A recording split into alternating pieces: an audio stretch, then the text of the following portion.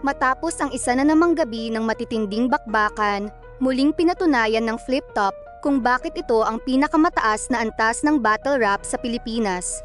8 laban ang ating nasaksihan, at bawat isa ay may kanya-kanyang kwento, sorpresa, at mga MCing muling nagpatunay ng kanilang kakayahan. Narito ang mabilis nating recap at pagsusuri sa naging resulta ng bawat laban. Sunod naman ang laban ni Vitrum at Zend Luke. Isa ito sa mga inaabangang bakbakan dahil parehong kilala ang dalawang MC sa kanilang kakayahang magsulat ng malalalim at teknikal na material. Ngunit sa mismong laban, si Vitrum ang mas nakontrol ang takbo ng bakbakan. Mula sa kanyang mga anggulo hanggang sa paraan ng paghahatid ng mga bara, ramdam ang kanyang kumpiyansa at pagiging handa. Hindi naging masama ang ipinakita ni Zend Luke at mayroon din siyang mga tumamang linya. Ngunit sa kabuuang performance, mas naging malinaw ang lamang ni Vitrum dahil sa kanyang consistency at mas epektibong execution. Malalim mamukay pero sa hanap buhay, ignorante. Tapos galit sa mga rally. Misa sa FB namimeste. Kasi ang dapat sa Mindanao, pakiwin si Duterte. Tapos red tagger pa yan sa mga tibak ng uumay. Galit sa pula ang pulang mata ng dahil sa momay. Marunong lang manggago pero palamuning tunay. Malalim sa bokabularyo pero walang lalim sa buhay. Puro ka lang psychedelics, marijuana kapag nagsusulat. Kaya walang laman yung lalim mo lang pinag-uugat. Puro kasabugang kamalayan ang pinagtatalak. Walang kalapat ang mga pag-uutak. Sa kapapupuntahin ng pag-aamat, hindi ka naman nagtutulak. Lakas namang buyo sa mga tao para sa agenda agago. Kaso hindi. Mapukaw sa katotohanan. Imposible na hiling. Realidad na yung tanaw ay saklaw lang ng yung tingin. Ang buhay ay panaginip na malalim at mahimbing. At ang mga pinakatulog ang mga nag-aakalang sila'y gising. Saludo sa prinsipyo. Saludo. Pero nasakyan yata ng sobrang kaartihan. Sa rally agresibo, matatapang, maangas na't lahat. Konting sundot lang, konting problema, mga nagpapakamatay agad. Tumbata na ampon, galit at puot ang nata mo. Di kasalanan ng gobyerno, inabandona ka ng mama at papa mo. Ako, iangat mga Bisaya, yan ang aking pakay. Ganto magbayanihan, binubuhat ko ang aming bahay. Tradisyonal ang pagkayawa, totoo at tunay malamang. Ngayon sabihin mo sa akin, sino sa atin ang walang kultura sa katawan? Saint Ice. Ganto pala pakiramdam maharas ng mga prime na abranatics. Kasi kung di tibo, minsan bading, tsaka ubis ang mga yan. Kung di lito sa kasarian, wala sa hubog ang katawan. Di ba kauri mo yung Roman? Keyboard warrior! Sa online, puro bardagulan. Naalala mo nung pandemya? Mga battle na sa Zoom pa, naka-video. Kalaban ko doon, mga OG. Ang kalaban mo noon si Sir Deo. Lahat ng sayo'y pumusta. Siguradong mapupurdoy. Apoy ito papunta sa bumbero ka nakipag-convoy. Bulgar ka lang mambastos, pero walang sining pag nambaboy. Dahil sa ginawa niyong pamantayan, kaya nag-e-excel ngayon si Shaboy. Matalino na daw fans ng battle rap. Naisip ko kwanggol. Kung totoo, bakit sikat ngayon si OG1, Denmark at Marmol? Sasabihin mong patok ka ngayon, pag-isipan mong husto. Ira ng katangahan, oo panahon mo to.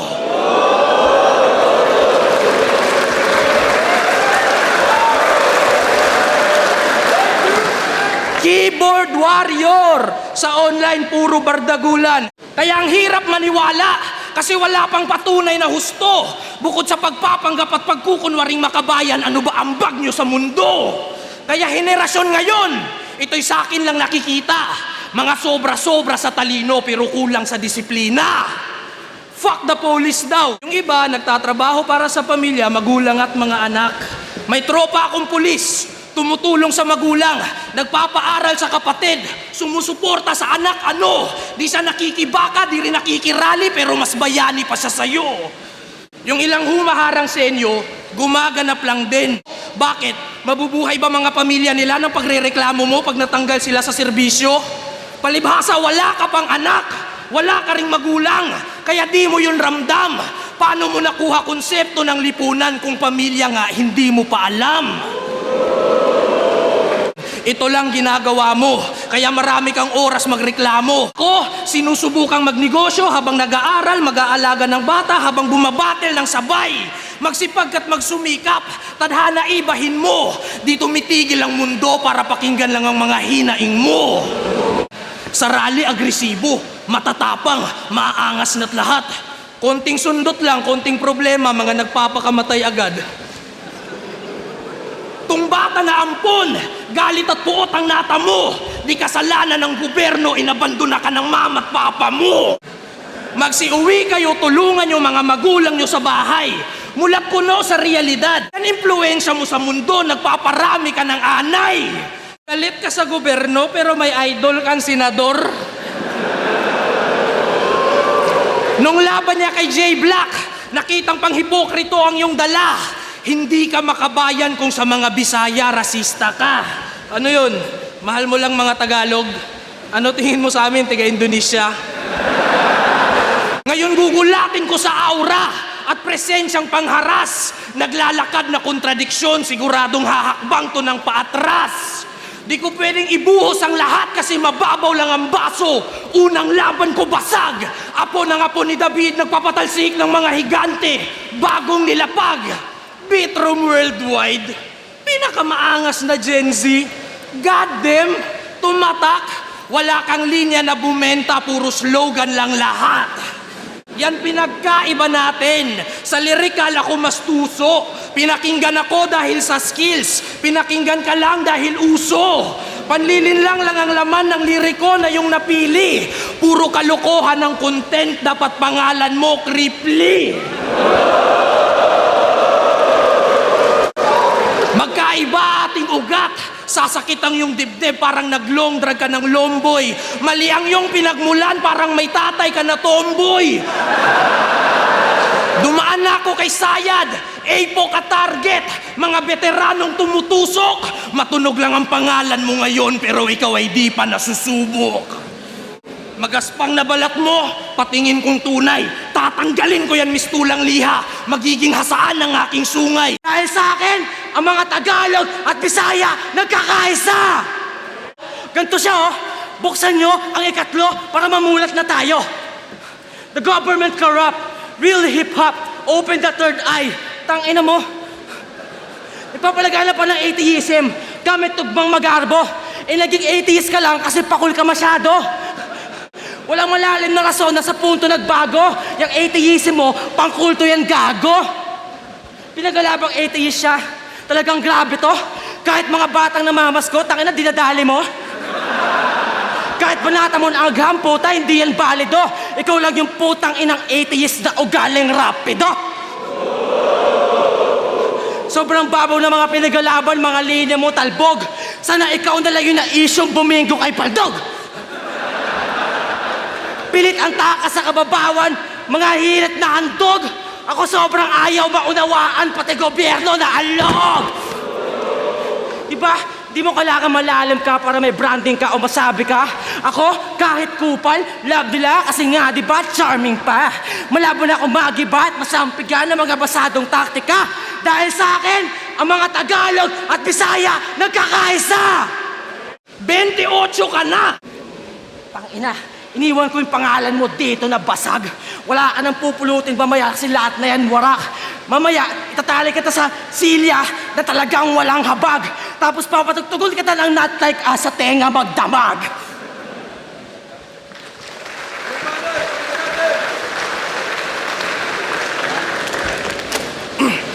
Wala pa sa flip-top si Tulala. May kulabo na kami.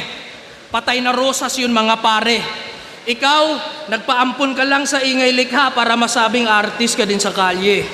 Sa Cavite, gusto na namin magbago. Sigaw at boka niya. Maihanay lang kay Tulala at Emar, kunwari nagdodroga ka. 28 ka na. Tsaka ka pa na peer pressure. Ang weirdo mo, kumpadre. Si GL pa yung nirdo, nasa internet ka lang din palagi. Bago nyo ipaglaban mga paniniwala at ideolohiya, ipaglaban nyo muna buhay nyo. Ikaw, yung galit mo kay Duterte, kaya bang isigaw yan sa Davao? Nandito ka kaya sinigaw mo. Punta ka doon. Buong Pilipinas, isang bansa, ikaw ang gagabay. Yung mga dikit mo ngang kaibigan, di mo natulungan noong nagpakamatay. Unahin ang sarili. Matutunang tunay ito. Bago nyo ipaglaban mga paniniwala at ideolohiya, ipaglaban nyo muna buhay nyo. Tunog ignorante ba? Parang lumang mama. Di porket moderno, ibig sabihin tama. Ang lalaki nga pwede na maging babae. Ang babae pwede na maging lalaki. Sa utak mo ikulong. Bagong tao na nag-iimbento ng kwadrado na gulong. Teka kasi nagbabasa ng Biblia o Quran. Binabasa mo lang Wattpad. Bawal daw ROTC, pero pwede magpalit ng kasarian. Ang aarte nyo masyado, lumalaban para sa taong bayan, mahiya ka sa mga nasa gera na sundalo. Ako lang yata yung Gen Z na hindi supot. Siya'y makabayan daw, sinisigaw pang barumbado. Pero itsura mo at pormahan, impluensya mo, mga drama ng Koreano. Ba't pinagsisilbihan yung mga Koreano, ha? Mga Koreano ba kayo? Ako, iangat mga Bisaya. Yan ang aking pakay. Ganto magbayanihan, binubuhat ko ang aming bahay.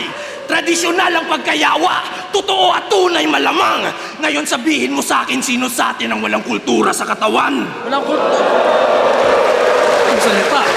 Walang kultura sa katawan. Di ka sundalo ng kalsada. BTS Army ka. Pinakamaangas na Gen Z, bugok. Ako lang yata yung Gen Z na hindi supot. Sige, balik sa pataliman. Sinabayan kita sa iyong prinsipyo. Sabayan mo ko sa palaliman.